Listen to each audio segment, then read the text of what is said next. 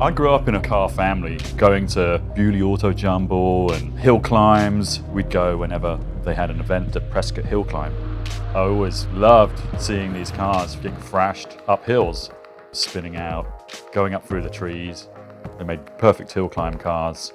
I'd go to France on school exchanges and I'd see these little French cars buzzing around the countryside. Cars we never used to get in England. They were designed for mountain passes, and with the engine in the back you could really push it and throw the car into a turn.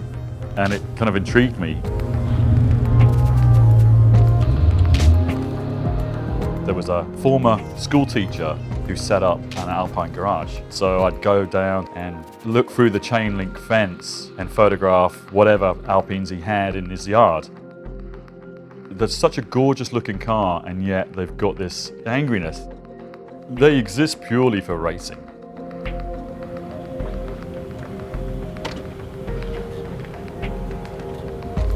My name is David Griffiths and I drive the Dinalpin A110.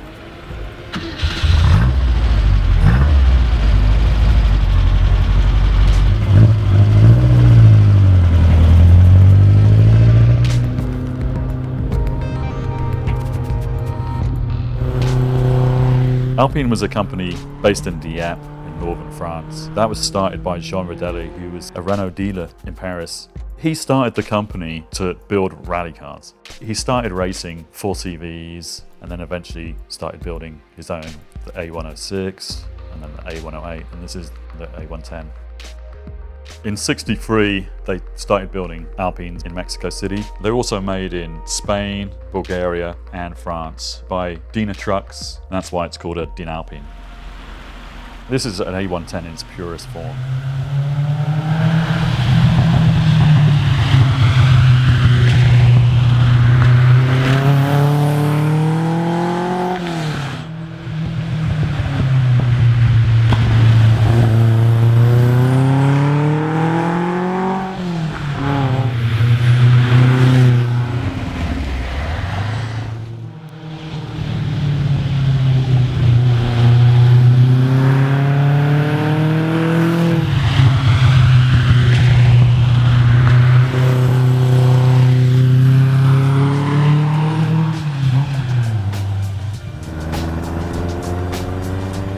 I actually won a car on this auction site in Puerto Rico, and I kind of knew it was a scam. It was too cheap. The photographs had like Euro plates slightly blurred out. I was a little bit disappointed, but I kept on looking and I saw this guy who was selling quite rare Alpine parts. I sent them an email asking if they knew of anybody that had one for sale. They got back to me and said, yeah. I flew out to South Carolina. They took me the next day to see the original owner.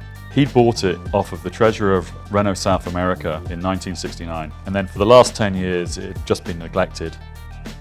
I needed to get the car running. That was the first step. And then after taking it on a couple of events, I realized it just wasn't going to keep up with anybody. It couldn't get out of its own way. So the next plan of action was to build a more powerful engine. So I managed to find a long block, got a Gordini head from France, rebuilt the head, carbs, headers, sent the bare cases to Scotland where I had a Gordini racer machine and put in a 5-speed transmission from a Renault 5 turbo.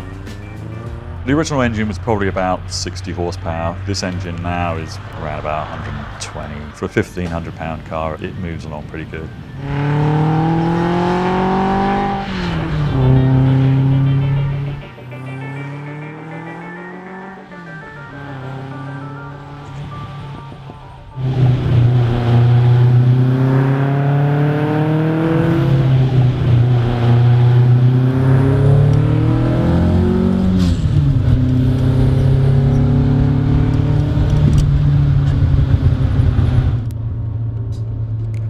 It excites a lot of people because not many people here have seen them. Until I started bringing this car on rallies, a lot of people didn't know what the hell it was. They'd never seen one. But it's a unique car. It's very striking how small it is, especially in this day and age of oversized vehicles. It's smaller than the Miata. But when people hear it, they know that there's something up.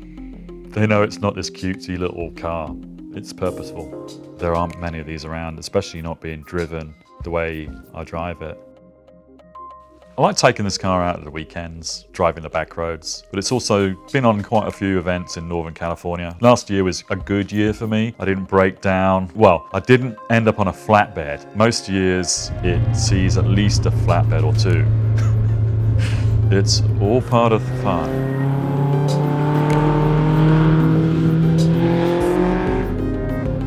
There's a lot of history.